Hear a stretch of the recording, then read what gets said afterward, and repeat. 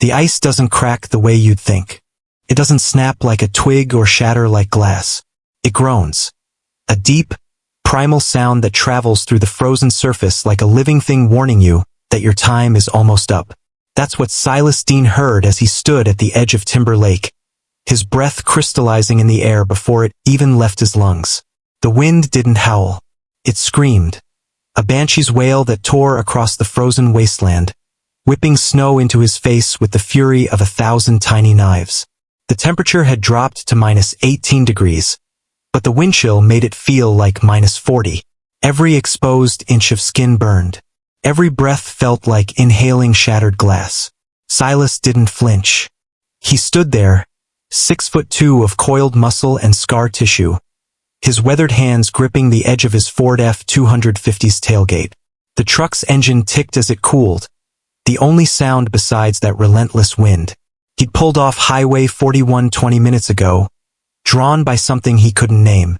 A pull, an instinct, or maybe just the need to be somewhere that felt as dead as he did inside. His eyes, steel gray and hollow, fixed on the lake.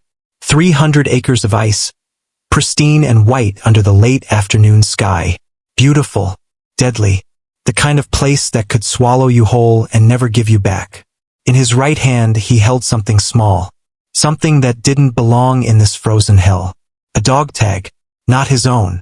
His were buried somewhere in a storage unit back in Virginia Beach, along with his trident pin, his deployment photos, and everything else that reminded him he used to be someone. This tag was different, smaller, civilian.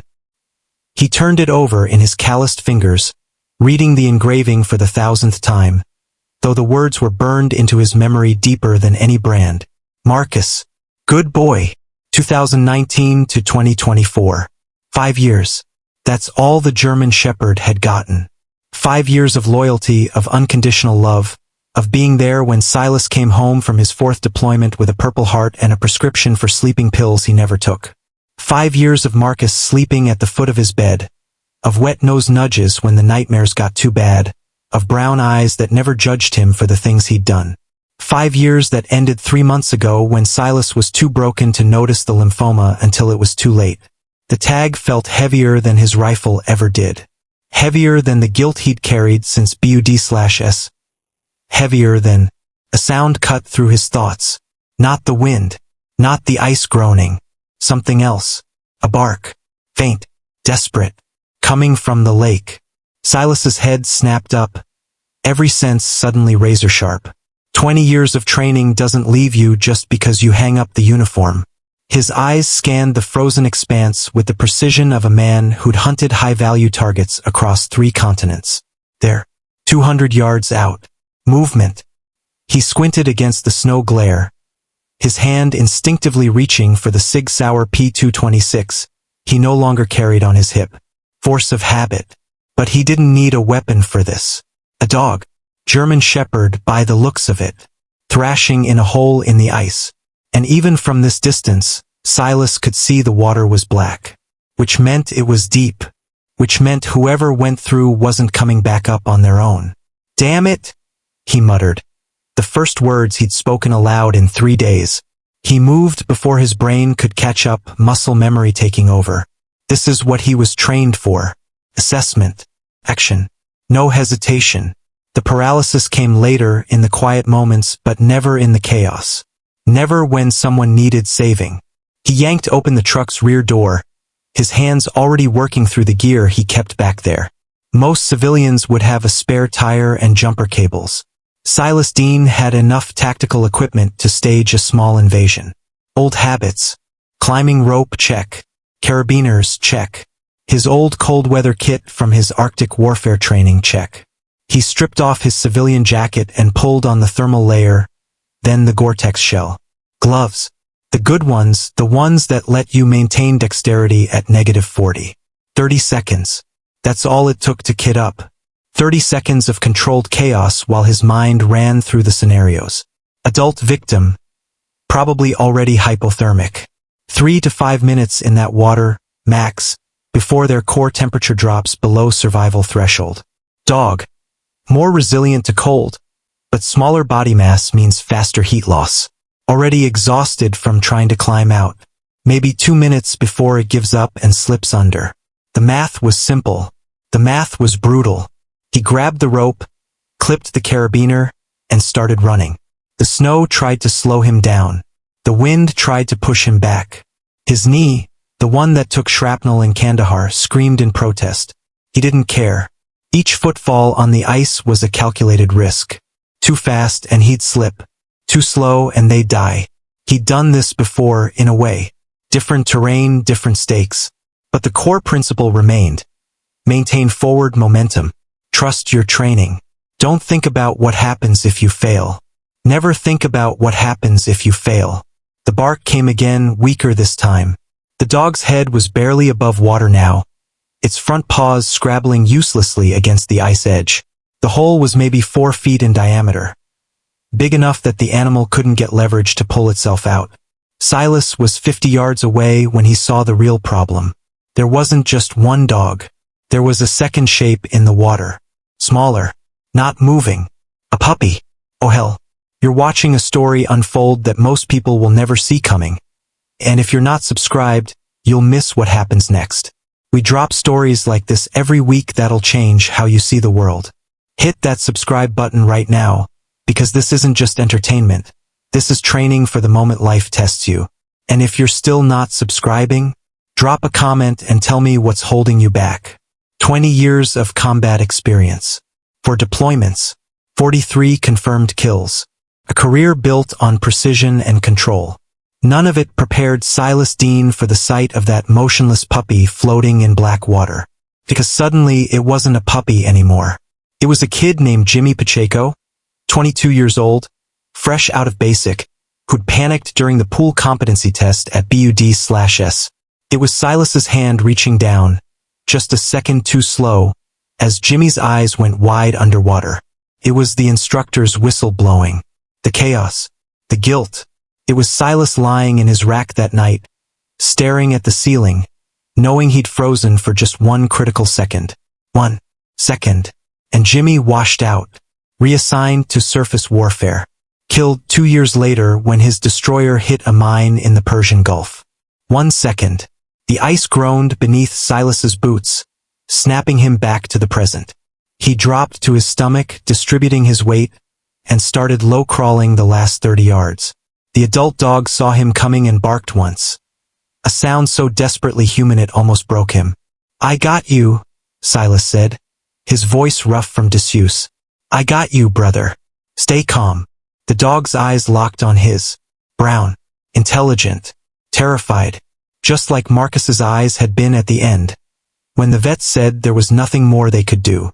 10 yards out, Silas tied the rope around his waist, then anchored the other end to a thick branch embedded in the snow near the shore.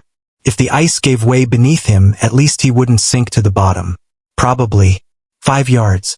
The adult dog was a male, maybe 80 pounds, with the distinctive black and tan markings of a German shepherd.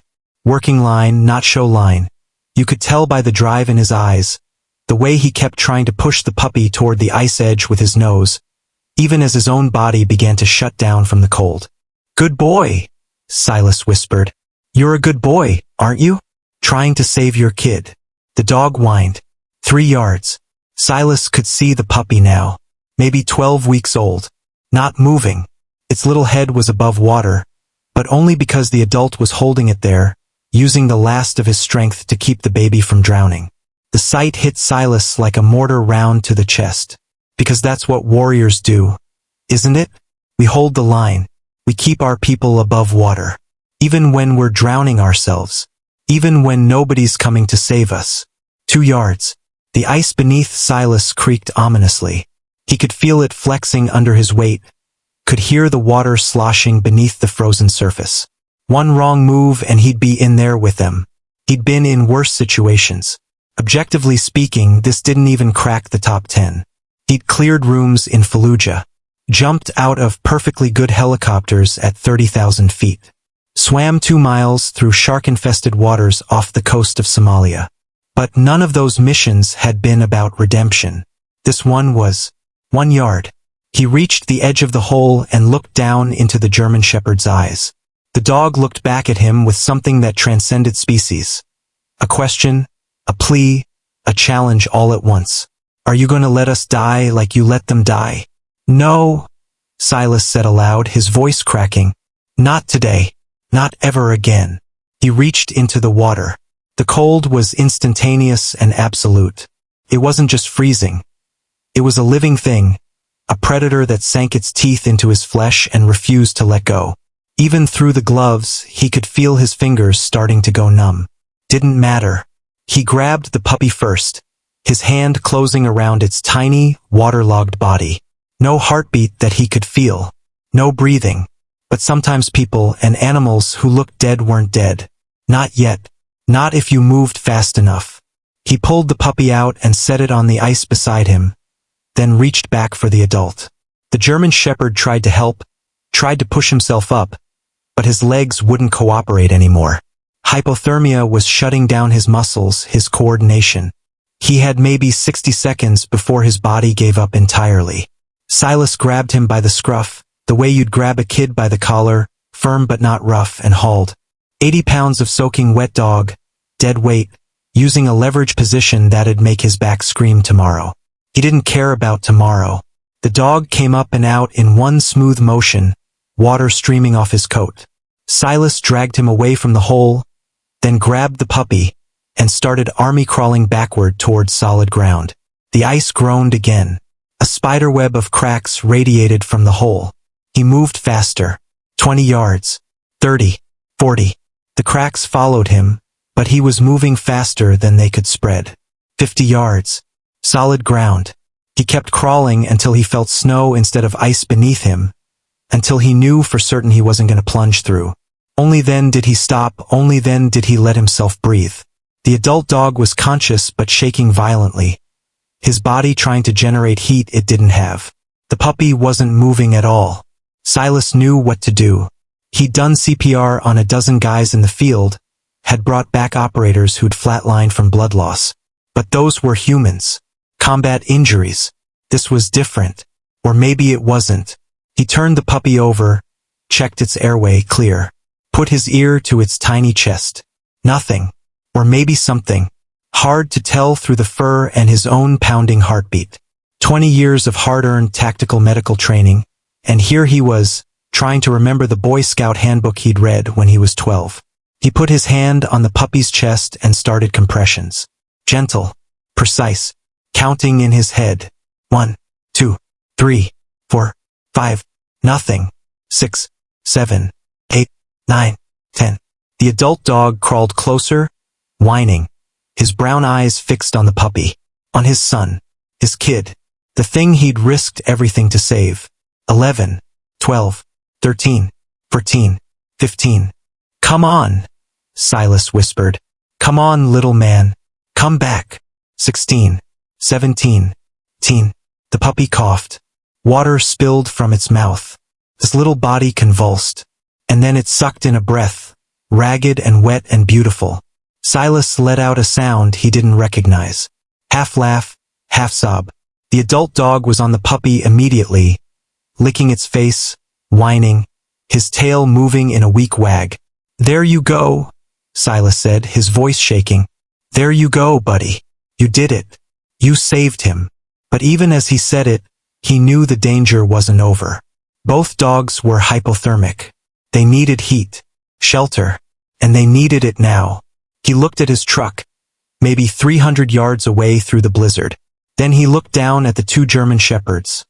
One barely conscious, one barely alive. And Silas Dean made a choice. He stripped off his Gore-Tex jacket and wrapped the puppy in it, tucking the tiny body against his own chest for warmth. Then he grabbed the adult dog, all 80 pounds of shivering muscle, and hauled him onto his shoulders in a fireman's carry. His knee screamed. His back protested. His shoulder, the one that dislocated in Ramadi, popped in a way that definitely wasn't good. He started walking anyway, because that's what you do. You carry your wounded. You don't leave anyone behind. Not anymore. The truck's heater was running full blast, but it wasn't enough. Silas had seen hypothermia before. He treated it in teammates after cold water insertions off the coast of Norway. He knew the signs. Violent shivering, disorientation, loss of coordination. If you caught it early, it was survivable. If you didn't, the adult German Shepherd was sprawled across the back seat, his breathing shallow and rapid. The puppy was in Silas's lap, wrapped in his jacket plus 2 emergency blankets from his kit. Still breathing, but barely. Not good enough. Silas pulled out his phone. No signal. Of course not. He was in the middle of nowhere, and the blizzard was probably knocking out what few cell towers existed out here. He could drive back toward town, try to find a vet, but that'd take at least 40 minutes in this weather. These dogs didn't have 40 minutes. Think. Assess. There was a cabin about 2 miles back. He'd passed it on the way here. Small. Isolated. Maybe abandoned, maybe not. But it'd have 4 walls and a door, which was better than sitting in a truck while these animals died in front of him. Decision made. He put the truck in gear and started driving. The snow was coming down so hard now he could barely see 10 feet ahead. The windshield wipers were working overtime, slapping back and forth in a rhythm that matched his racing heartbeat. 2 miles felt like 20. The cabin materialized out of the white like a ghost. Single story, log construction, smoke coming from the chimney. Someone was home. Silas grabbed the puppy, kicked open his door, and ran to the front porch. He pounded on the door with his free hand, hard enough to rattle the frame. Emergency. I need help. No answer. He pounded again. I have hypothermia victims. Open up. The door opened a crack, and a shotgun barrel poked through. Behind it, a face. Old, weather-beaten, female, eyes sharp as broken glass. Who the hell are you? She demanded. Silas didn't raise his hands, didn't step back, just held the puppy up where she could see it. Silas Dean, these dogs fell through the ice. They're dying. I need your help. The woman's eyes flicked from his face to the puppy, then to the truck where the adult dog was visible in the back seat. Something in her expression shifted. You got ID? Yes, ma'am. Can I reach for it? Slowly. He used his free hand to pull out his wallet, flipped it open. Virginia driver's license, VA medical card, and underneath, because he still carried it even though he had no right to anymore, his military ID. Her eyes widened slightly when she saw the last one. Your military. Was. Navy. She studied him for another long moment, then lowered the shotgun. Get them inside. Fast. The cabin's interior was exactly what Silas expected. Small, sparse, functional. With stove in the corner throwing heat. Couple of chairs. A couch that had seen better days. Photographs on the walls, military by the looks of them. Army, maybe Marines. The woman was already moving, dragging blankets from a closet. Lay the big one by the stove. Not too close, gradual warming, not shock. She knew what she was doing. Silas carried the adult German Shepherd inside, his knee finally giving him the middle finger it had been threatening all day. He laid the dog on the blankets as gently as he could, then unwrapped the puppy from his jacket. The woman appeared at his elbow with towels. Dry them first, then wrap. You know anything about treating hypothermia? Some. Then you know we need to warm them from the inside out. You got any way to get fluids into them? Silas thought about his medical kit in the truck. He had IVs, saline, antibiotics, everything you'd need to keep a shot-up operator alive in the field. But veterinary medicine? I can improvise. Do it. I'll get water warming on the stove. Not hot, lukewarm. We'll use a turkey baster if we have to. She moved with the efficiency of someone who'd dealt with emergencies before. Military wife, Silas guessed. Or maybe former service herself. Either way, she wasn't panicking. Neither was he. This he could do. This was just another mission. Extract the wounded. Stabilize. Exfil. Except for the first time in 3 months, he actually cared if the mission succeeded. He worked methodically, toweling off the adult dog's coat, checking vitals. Heart rate, weak but steady. Breathing, shallow. Temperature, too low to register on touch alone, but the violent shivering had stopped, which was either a good sign or a very bad one. The puppy was worse. No shivering at all. No response to stimuli. The little body was limp in his hands. "Ma'am, I need that water now." "Sarah." "Name's Sarah Mitchell. And it's ready." She handed him a bowl of lukewarm water and a clean cloth. Silas dipped the cloth, wrung it out, and started gently swabbing the puppy's gums, letting tiny amounts of water seep into its mouth. The body needed hydration, needed warmth from the inside. Come on, little man." The puppy's tongue moved, just a tiny flicker, but it was something. "That's it," Silas whispered. "That's it, buddy. Stay with me." Sarah was working on the adult dog, massaging his limbs to encourage circulation. Smart. The kind of thing you learned from experience, not books. "What's your story?" she asked, not looking up from her work. "Ma'am." "Don't ma'am me. You're ex-military, you're out in a blizzard by yourself, and you just risked your life for two dogs you don't even know. What's your story?" Silas didn't answer right away. He kept working on the puppy, kept swabbing its gums, kept willing it to live. "Just driving through," he said finally. "Bullshit." He looked up sharply. Sarah was staring at him now, her eyes, the same brown as the German shepherd's, locked on his.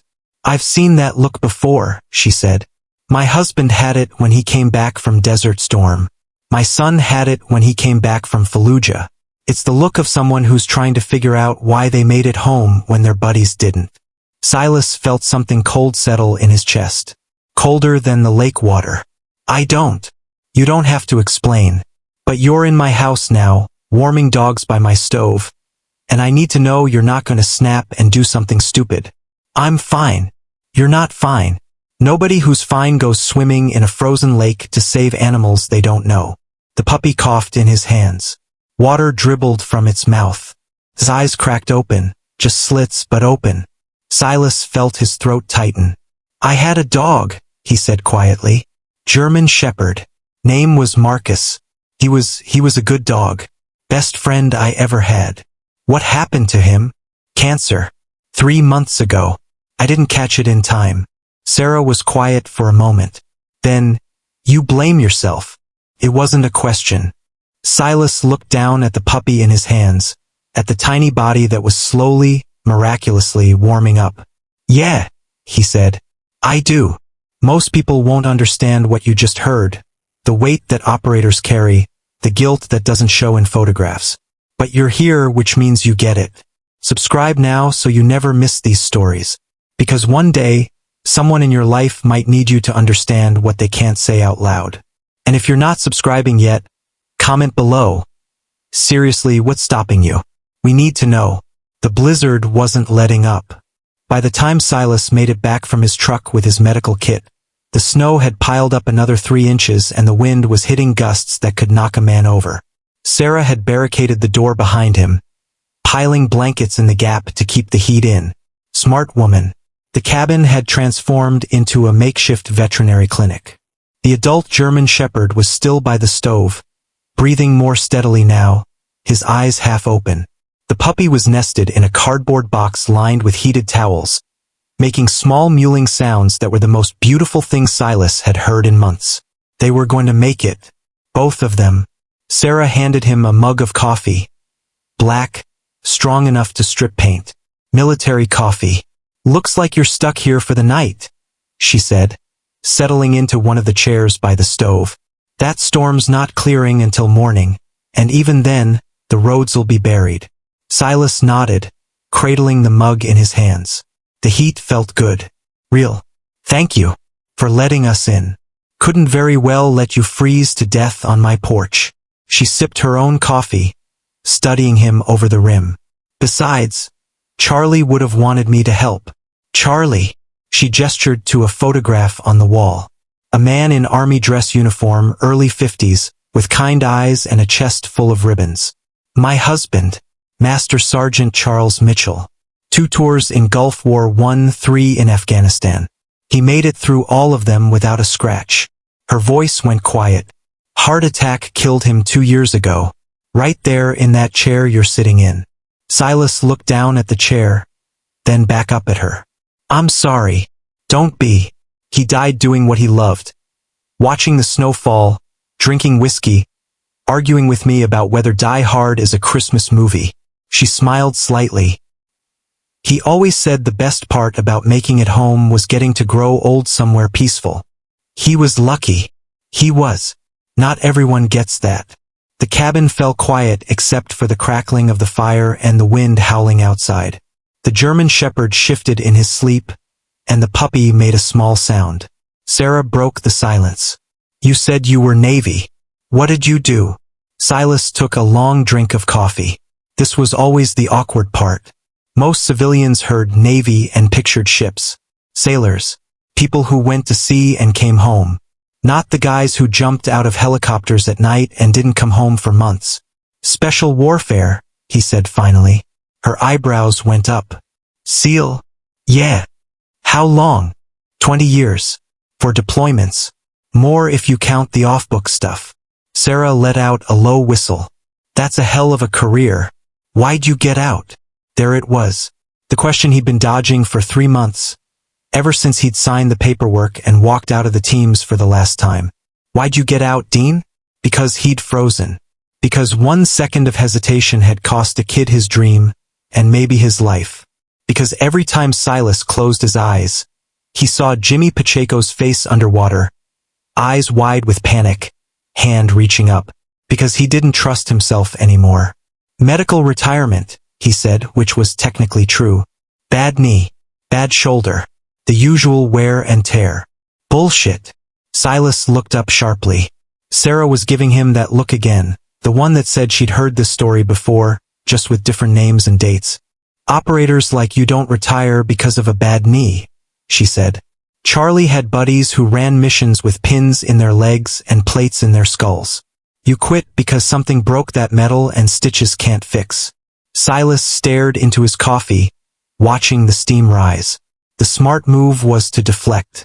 Change the subject. Thank her for her hospitality and go sleep in his truck. But the cabin was warm.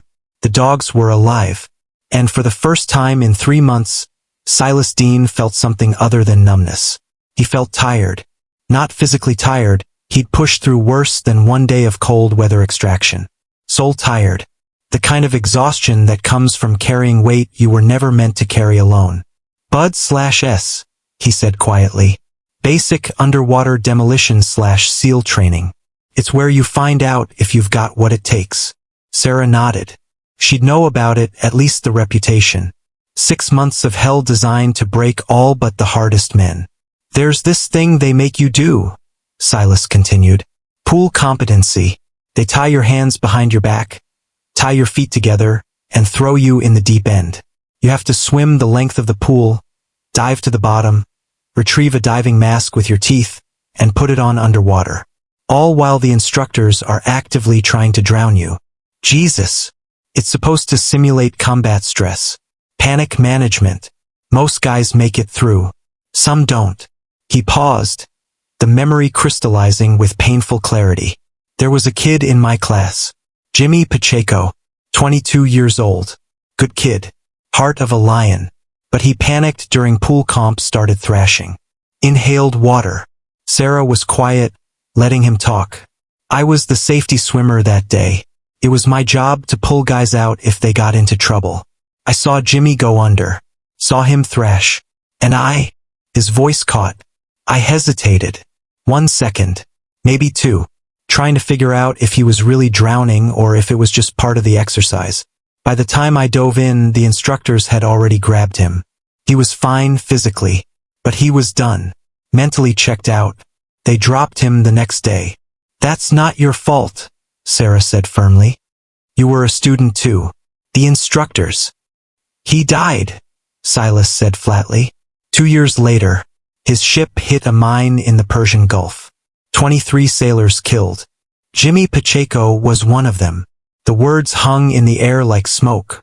If I'd pulled him out faster, Silas continued, maybe he would have passed.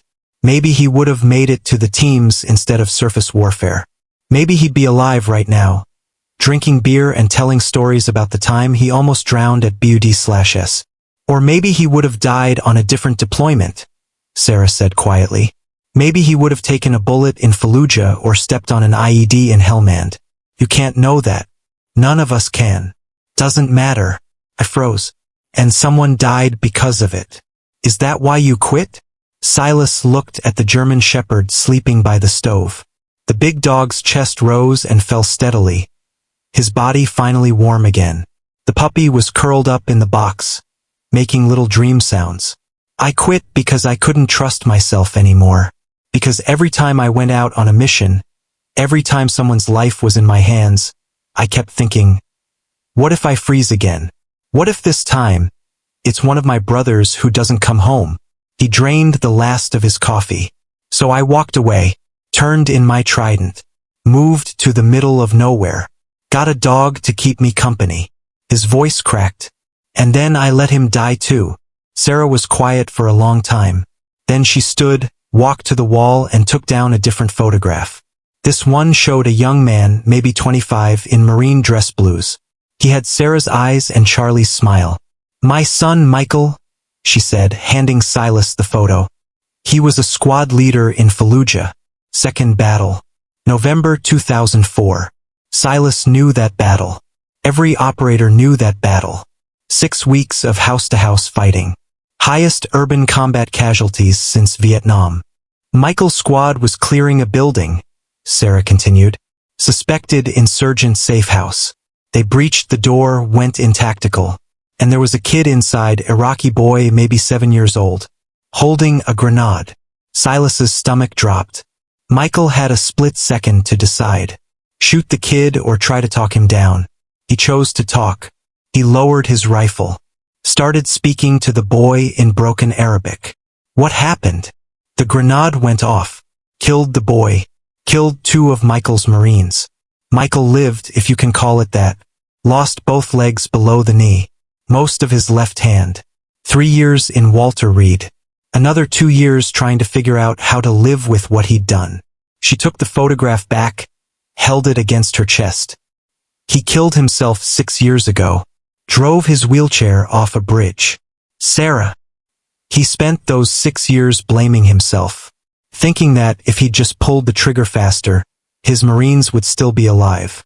Thinking that he'd failed them because he tried to save a child instead of treating him like an enemy. She looked at Silas with eyes that had seen too much grief. But here's what I learned. Watching my son destroy himself. We don't get to choose which decisions haunt us. We don't get to go back and change the moment we hesitated or the moment we acted. All we get to choose is whether we let those moments define us, or whether we find a way to live with them. How? Silas asked, his voice barely above a whisper. How do you live with it? Sarah looked down at the German shepherd and puppy. You save the ones you can, she said simply.